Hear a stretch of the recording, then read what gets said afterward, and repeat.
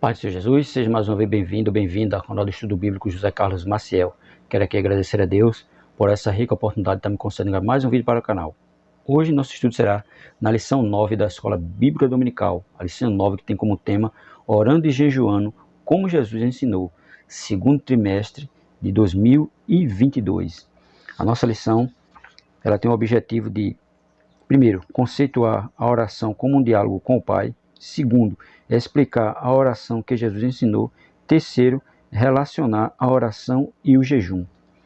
A lição está dividida em 3 pontos. Seu primeiro ponto, a oração é um diálogo com o Pai, dividida em 3 subpontos. Segundo ponto, a oração que Jesus ensinou, também dividida em 3 subpontos. E o terceiro ponto, a oração e o jejum, também dividida em 3 subpontos, é a conclusão da nossa lição. Leitura bíblica em classe da nossa lição se encontra em Mateus capítulo 6, do versículo 5 ao 18. Os hinos sugeridos da lição, hino 37, hino 77 e hino 577 da nossa harpa cristã. Mais uma vez agradecendo a você que se inscreveu recentemente, dizer a você muito obrigado. Curta os vídeos, comente e, se possível, indique o canal para mais alguém, porque o nosso canal é um canal de estudo da Palavra de Deus. Aqui a gente não perde tempo falando de outra coisa a não ser de Jesus Cristo. Amém? Leitura bíblica em classe. Mateus capítulo 6, do versículo 5 ao 18, que diz assim: E quando orares, não sejais como os hipócritas, pois se comprazem em orar em pé nas sinagogas e às esquinas das ruas, para serem vistos pelos homens. Em verdade vos digo que já receberam o seu galardão. Mas tu, quando orares, entra no teu aposento e, fechando a tua porta, ora a teu Pai que vê o que está oculto, e o teu Pai que vê o que está oculto te recompensará. E orando não useis de vãs repetições como gentios, que pensam que, por muito falarem, serão ouvidos. Não vos assemelhei, pois, a eles, porque vosso Pai sabe o que vos é necessário antes de vos pedires. Antes de pedir alguma coisa a Deus, Deus já sabe. Não precisa estar com muito falatório, com muitas zoadas, não, que Ele já sabe de tudo. Portanto, vós orares assim: Pai nosso que estás no céu, santificado seja o teu nome. Venha o teu reino. Seja feita a tua vontade, na terra como no céu. O pão nosso de cada dia nos dai hoje. Perdoai-nos as nossas dívidas, assim como nós perdoamos aos nossos devedores. E não nos induz à tentação, mas livrai-nos do mal, porque teu é o reino, e o poder, e a glória para sempre. Amém. Essa é a oração que Jesus nos ensinou. Porque se perdoardes aos homens as suas ofensas, também vosso Pai Celestial vos perdoará as vós. Se, porém, não perdoardes aos homens as suas ofensas, também vosso Pai vos não perdoará as vossas ofensas. E quando jejuardes, não vos mostrei contristado como os hipócritas, porque desfiguram o rosto para que aos homens pareça que jejuam.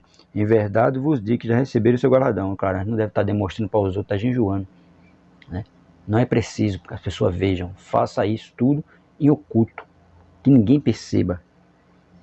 Porque, porém, quando jejuares, unge a cabeça e lava o rosto, para não parecer aos homens que jejuais, mas sim a teu Pai, porque está oculto, e teu Pai, que vê o que está oculto, te recompensará. Está vendo? Quando jejuar, não precisa estar mostrando a ninguém que está jejuando, só precisa mostrar aqui, a Deus. Texto áureo da nossa lição vai dizer: Disse o Espírito Santo: Apartai-me a Barnabé e a Saulo para uma obra que eu os tenho chamado. Então, jejuando e orando, e pondo sobre ele as mãos, o despediram. Atos capítulo 13, versículo 2 e 3. Veja que houve um jejum e houve uma oração. Na oração, eles foram escolhidos, imporam as mãos e oraram por eles.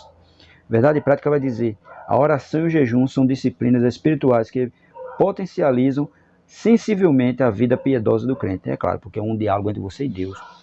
Você está conversando com Deus diretamente, não precisa de intermédio. Então, você conversa através da oração. A introdução da lição vai dizer assim: nesta lição aprenderemos acerca da oração conforme ensinada por Jesus Cristo, bem como as lições espirituais do jejum. O Divino Salvador nos assegura que, orando e jejuando ao Pai em secreto, Ele não está indiferente às aspirações da alma, isto é, as nossas orações. Contudo, é imprescindível que a oração e o jejum sejam realizados da maneira que Jesus ensinou. Por isso, estudaremos o modelo verdadeiro de oração e jejum ensinado pelo Senhor Jesus no Sermão do Monte. É claro, porque Jesus deixou o modelo. Cabe a nós seguirmos, fazer da maneira que Ele ensinou. Primeiro ponto, a oração é um diálogo com o Pai. primeiro subponto, a natureza da oração. Palavra-chave da nossa lição, oração. Aí vai dizer assim para nós. Primeiro subponto, a natureza da oração. Podemos dizer que a oração é o diálogo da alma com Deus, a qual aparece na Bíblia Sagrada em diversas formas, como confissão, 1 Reis, capítulo 8, versículo 47, Neemias 1 e 6, Daniel, capítulo 9, versículo 3 ao 15, em forma de adoração, Salmo 45, 1 e 8, Mateus, capítulo 14, verso 33, Apocalipse 4 e 11, aparece como comunhão, Gênesis 18, 33, Êxodo 25, 22, e Gênesis 31 e 18, ações de graça feito de modelo belo por Miriam, Êxodo capítulo 15, versículo 20 e 21, feito também por Débora, lá em Juízes capítulo 5, feito também por Davi, em forma de modelo de ação de graças, como Davi, 2 Samuel 21, do 1 ao 7. No Novo Testamento, Paulo exortou os cristãos a fazerem sempre esse tipo de oração. Filipenses capítulo 4, verso 6, Colossenses capítulo 4, verso 12 e Efésios 5 e 20. Observe que eu não estou aqui comentando os versículos, porque se for comentar o vídeo vai ficar muito longo. E se ficar muito longo, provavelmente você não vai querer assistir todo. Então, eu vou falando os versículos e você em casa vai fazendo a sua pesquisa. Aí, pelo exposto, em primeiro lugar, o que deve marcar prioritariamente nossas orações é a busca da glorificação do Pai, Mateus 6 e 9. Né? Mas também devemos pedir, suplicar e perseverar em nosso pedido, como Daniel 6 e 10, e a mulher sírio-fenícia fizeram, Mateus capítulo 15, versículo 21 ao 28. Né? Porque a mulher sírio-fenícia, a filha dela estava doente, mas Jesus não veio para ela, veio para a casa de Israel, mas ela persistiu, né? E Jesus atendeu o pedido dela. A resposta de Deus, né, para quem o busca intensamente, Lucas 18, de 1 ao 8, conforme o apóstolo Paulo nos incentiva a fazer, lá em Efésios 6, 18, 1 Timóteo 2, de 1 ao 2. É claro, se você persistir, pedir, suplicar, Deus com certeza vai lhe atender, através de quê? Da sua oração. Finalmente, podemos ainda pontuar a oração intercessória, com o exemplo de Samuel, 1 Samuel capítulo 12, verso 23, bem como da igreja primitiva, Atos 12, 5, né, que Pedro estava preso, mas a igreja estava ali orando, intercedendo por ele. E essa é a chamada oração intercessora, onde a gente ora por alguém, por uma causa. Né? Essa é a oração intercessora. Como os homens de Deus viviam a oração? A Bíblia nos incentiva a orar, porque há poder nesse maravilhoso recurso espiritual, o qual não podemos desprezar. Logo que lemos a Bíblia, percebemos que a oração é apresentada como uma ordem. Lucas 18, 1, 1 Tessalonicenses 5, 17, 1 Timóteo 2 e 8. No Antigo Testamento, por exemplo, Esdras via a oração como um recurso mais poderoso que o exército do rei Artaxerxes. Esdras capítulo 8, versículo 21 ao 23. É claro, a oração ela tem poder. E quando nós oramos com fé, quando nós oramos com gratidão a Deus, suplicando a Ele algo, com certeza Ele vai nos atender. E é isso que nós devemos fazer, orar com fé. No Novo Testamento, o Senhor Jesus tinha a oração como tão necessária quanto o sono e o alimento. Mateus capítulo 4, verso 2, e Lucas 6 e 12, e Marcos 1 e 35. E os apóstolos também perseveravam na oração, Atos capítulo 6, versículo 4. Eles oravam frequentemente. Por isso que ele vai dizer lá em Atos, se não me engano, parece que é 2 e 42, que eles perseveravam na doutrina dos apóstolos, na oração e no partir do pão. Eles estavam unidos, né, na doutrina, na palavra e também na oração. Terceiro subponto, a maneira de orar. A Bíblia nos ensina que a oração tem um interlocutor direto. Portanto, vós orareis assim: Pai nosso que estás no céu, santificado seja o teu nome. Mateus 6, 9. Por isso, não podemos orar de qualquer maneira. É preciso ter a mesma atitude dos discípulos a respeito da forma de orar. Senhor, ensina-me a orar. Lucas 11, 1. E a palavra de Deus nos ensina a respeito da maneira de orar, né? Que tem uma maneira de orar, não vai se orar de todo jeito. Aí ele vai dizer, o ponto A quem a oração deve ser dirigida? A oração deve ser dirigida a Deus Pai, em nome de seu Filho, Jesus Cristo. Neemias 4:9, é claro. Primeiro a gente vai orar em nome de Jesus, usando o nome de Jesus, não o nosso nome, mas em nome de Jesus a gente vai fazer alguma súplica a Deus. Você vai ver também no Evangelho de João, capítulo 16, versículo 23 e 24. Ponto B vai dizer a postura do corpo na oração. Não há uma exigência específica na Bíblia a respeito da postura do crente no ato da oração. Claro, não precisa. Você vai orar do jeito que você quiser e do jeito que você puder. Pois as Escrituras revelam formas diversas de orar: em pé, deitado, prostrado, assentado, andando, de joelho, com as mãos estendidas e etc. Tem várias maneiras de você orar, contanto que você não esteja chamando a atenção de ninguém. Você pode orar em espírito, pode orar em pé, deitado, sentado num ônibus, sentado num banco. Você quem escolhe a maneira de você orar. O importante é você estar orando. Aí tem Isaías 38:2, 1 Reis 8:54. Ponto C vai dizer: o horário da oração. Ter um horário regular para falar com Deus é bíblico e bom. Salmo 55:17, Daniel 6:10, Atos 3:1. Mas a Bíblia também diz que devemos orar sempre, Lucas 18:1 e Efésios 6:18. É claro, a Bíblia vai dizer para nós: orai sem cessar. Outro ponto ela vai dizer: vigiai e orai. Tá? Não tem tempo nem limite. Orar o tempo que for possível. Procurar orar sem restrições. E se achar um tempo bom para orar, você, quando dá aquela hora, você, opa, vou parar aqui e vou orar. Você quem escolhe a maneira de você orar. O importante é você estar orando. Ponto D vai dizer: o lugar da oração. Jesus disse que podemos orar secretamente em nosso aposento, Mateus 6:6. Ou em outro lugar solitário, Mateus 1:35. A ideia de intimidade, de momentos a sós com Deus. O apóstolo Paulo disse que podemos orar em todo lugar. 1 Timóteo 2:8. É claro, nós podemos orar em todo lugar. Só depende de nós se disponibilizarmos para orar. Mas em todo lugar nós podemos orar. Ponto E, o decoro na oração. O decoro de respeito à sinceridade, decência e reverência no ato de orar. Atos 2:1 e 2. É claro, tem que ter reverência, tem que ter adoração, né? Tem que ter decência.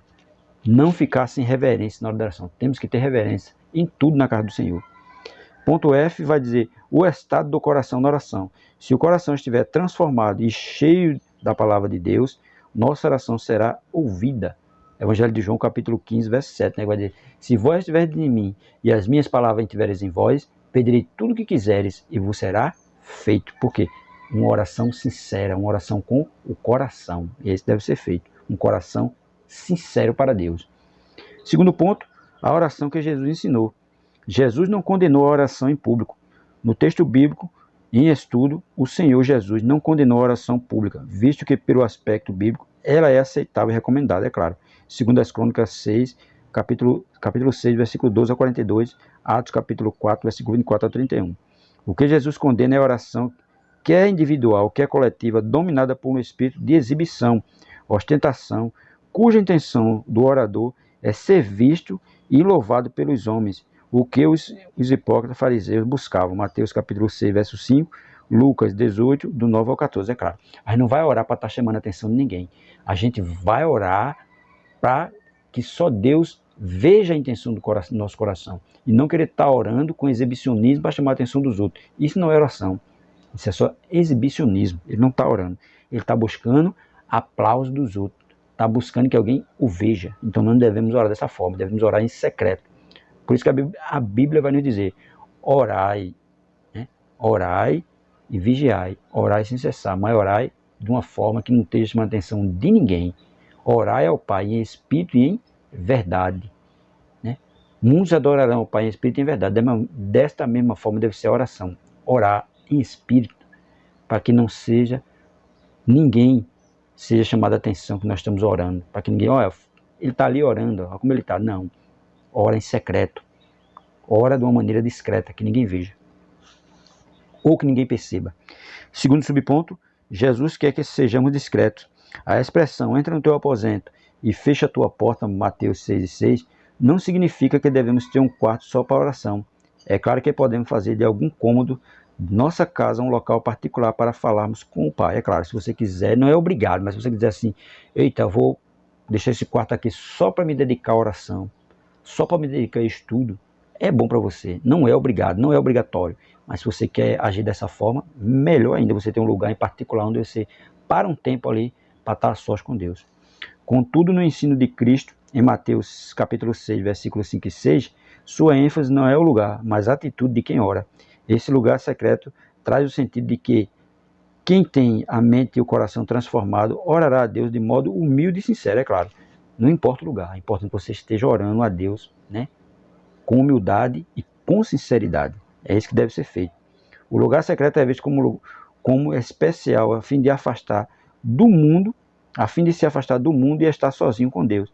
Ele sabe que a sua recompensa não vem dos homens, mas do Pai, que está nos céus. É claro, quando você arruma um lugar ali para se desprender do mundo, para se desprender da sua realidade e parar para ficar em espírito e em verdade com o Pai, é a melhor coisa a fazer. Não é obrigatório você ter um local, mas se você quer transformar um cômodo da sua casa em um lugar especial para você entrar em comunhão com Cristo, melhor ainda para você.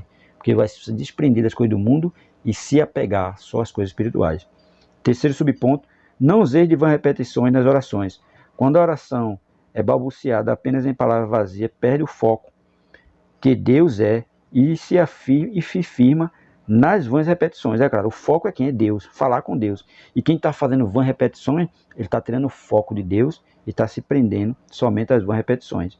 Sobre esse assunto, Cristo novamente combate os escribas, os quais faziam longas orações, Marcos 12, verso 40 e Lucas 20, verso 47.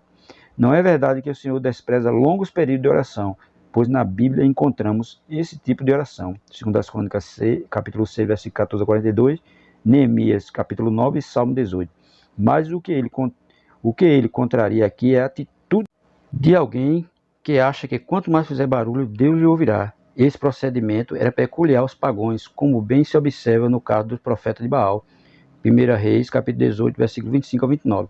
Ora, na Bíblia encontramos orações curtas feitas pelos homens de Deus, com um verdadeiro sentimento, e que foram respondidas prontamente, como por exemplo Salomão, 1 Reis, capítulo 3, versículo 6 ao 12, Ezequias, 2 Reis, capítulo 19, versículo 14 ao 20, oração que tem repetição, mas que não envolve futilidade, mecanicismo, e tem seu valor e é aceitável, pois assim Jesus orou, né? Claro, porque é uma oração de coração. Às vezes a pessoa está falando muito, mas o coração dele não está voltado para Deus. Então, mesmo até uma oração pequena, Deus ouve, porque ele está vendo a sinceridade de cada um. E às vezes a pessoa está falando, e Deus não está nem aí, não está dando nem atenção, porque só são vãs repetições. E Deus não está preocupado com vãs repetições, ele quer ver a sinceridade no momento da oração. Aí diz aí, oração, né? Oração que tem repetição, mas que não envolve futilidade, mecanicismo, tem seu valor e é aceitável, pois assim Jesus orou, Mateus capítulo 26, versículo 36 ao 46.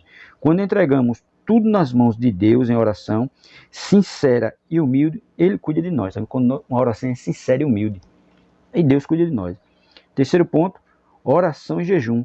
Oração e jejum, uma combinação perfeita. Em inúmeras passagens bíblicas, podemos anotar que a oração e o jejum estão bem combinados. 1 Samuel capítulo 7, versículos 5 e 6, 2 Crônicas 20, versículos 3 e 5. Por meio das Escrituras, podemos dizer que a oração e o jejum são vistos como atos que revelam disciplina, autonegação e humilhação e mostram também dependência total de Deus em momentos mais extremos, quando precisamos buscá-lo para resolver um problema específico ou receber uma determinada orientação. É claro que muitas vezes tem problemas que nós não podemos resolver. Só quem resolve é Deus. E para isso nós vamos orar. Quando nós queremos resposta de algo, nós vamos o quê? Orar para que Deus responda. Então a oração ela tem que estar constante na vida do crente. Não de vez em quando, não uma vez por mês, não uma vez por ano, não. Ela tem que ser diária. Orar diariamente. Todos os dias. Se não puder orar o dia todo, ora uma parte da manhã, ora uma parte da tarde, ora uma parte da noite, contanto que tenha uma vida de oração. Segundo subponto, o aspecto bíblico sobre o jejum. Na Bíblia, há 3 eventos que caracterizam a necessidade do jejum. O ato de humilhar-se, que por meio da confissão acontecia por causa da tristeza do pecado, Deuteronômio capítulo 9, versículo 18, e Jonas 3,5. O da alimentação, fosse por causa de um mal sofrido, fosse por alguma graça, por uma derrota sofrida em uma batalha ou uma ameaça. Juízes capítulo 20, versículo 26, Neemias 1 e 4 e Esté 4 e 3. E o evento espiritual de grande concentração de fiéis, como no caso do envio de missionários e a escolha de homens para a obra. Atos capítulo 13, versículo 2 e 3, Atos 14 e 23, é claro, porque eles jejuaram e oraram. Jejuaram e oraram e o Espírito Santo respondeu e pediu para botar a parte Barnabé e Saulo para uma obra que ele tinha chamado. Por quê? Porque houve jejum e oração. Essa prática se multiplicou em diversas formas, né? Vai dizer aí. Pela lei mosaica havia um jejum anual no dia da expiação. Essa prática se multiplicou em diversas formas, do nascer ao pôr do sol, Juízes 20, verso 26, jejum de 7 dias, 1 Samuel 31 e 13, de 3 semanas, Daniel 10 e 3, de 40 dias, do 34, 2 e 28, nos meses 5º e 7º, Zacarias 7 e 5. Diante disso, os judeus decidiram jejuar 2 vezes por semana, que se tornou uma prática degenerada por causa do orgulho, como no caso dos fariseus, Lucas 18 e 12. Entretanto, o Senhor Jesus não estabeleceu dias fixos sobre o jejum. Ele jejuou de modo espontâneo, tendo como objetivo principal estar mais preparado e sensível à missão para a qual foi enviado pelo Pai, Mateus 4 e 2. Jamais por mera... Terceiro subponto, o ensino de Jesus sobre o jejum. Segundo o Sermão do Monte, entendemos que a prática do jejum é livre, um ato voluntário e espontâneo. Isso porque deve nascer do desejo genuíno da alma, com motivos especiais, quer seja diante do perigo, quer seja diante da tristeza ou da tentação. Claro, o jejum é uma consagração. Então nós temos sempre que estar fazendo um jejum.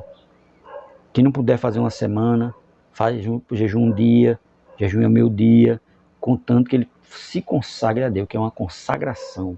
Feito está dizendo, Jesus jejuou, né? Jesus jejuou se preparando para a missão dele. Então, da mesma forma, somos nós temos que jejuar, se preparando para a nossa missão, né? Que todos nós temos uma missão dada por Deus. Então, nós temos que, para fazer essa missão, temos que estar bem preparados. E o jejum faça com que nós estejamos preparados para essa missão. Mateus capítulo 9, versículo 14 e 15. No texto de Mateus capítulo 6, versículo 16 ao 18, o ensino do jejum também é a respeito da humildade e da descrição na prática. Para jejuar não é preciso desfigurar o rosto e ostentar a espiritualidade, pois nosso Senhor ensina: unge a cabeça e lava o rosto, Mateus 6,17. Assim como a oferta e a oração, o jejum não pode ser usado para atrair os olhos humanos, pois trata-se de uma prática piedosa diante do Pai. Toda prática verdadeiramente piedosa busca a glória de Deus. É claro, não deve estar com cara triste, para que todo mundo veja que você está jejuando, não. Ele está dizendo, unge a cabeça, lava o rosto, e está aí jejuando, de uma forma que ninguém perceba. Só quem perceba que você está jejuando é Deus. Porque é uma forma, né, um sacrifício que você está vendo a Deus, né, uma auto-abnegação, e está se preparando para a missão que Deus tem para cada um de nós. Para concluir, vai dizer assim, o cristão que conhece a palavra de Deus sabe da importância da oração e do jejum, como exercícios espirituais, 1 Timóteo capítulo 4, verso 8. Pela prática de ambos, o crente estará mais sensível ao Espírito Santo, de modo que sua realização traz constantes benefícios para a nossa vida espiritual, especialmente diante de um mundo materialista e utilitarista. É claro, o crente ele tem que estar sempre o quê? Jejuando e orando, buscando mais a presença de Deus. E para conseguir mais a presença de Deus, ele é preciso que ele esteja orando, lendo a palavra e jejuando. Ele precisa dessas 3 formas: orar, ler a palavra e jejum. Comunicação com Deus, alimento, que é a palavra, e espiritualidade, força espiritual para a missão que Jesus tem para cada um de nós. Ele consegue isso através dessas 3 coisas: oração, palavra, jejum.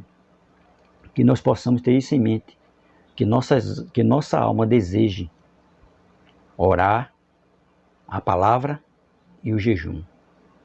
Amém?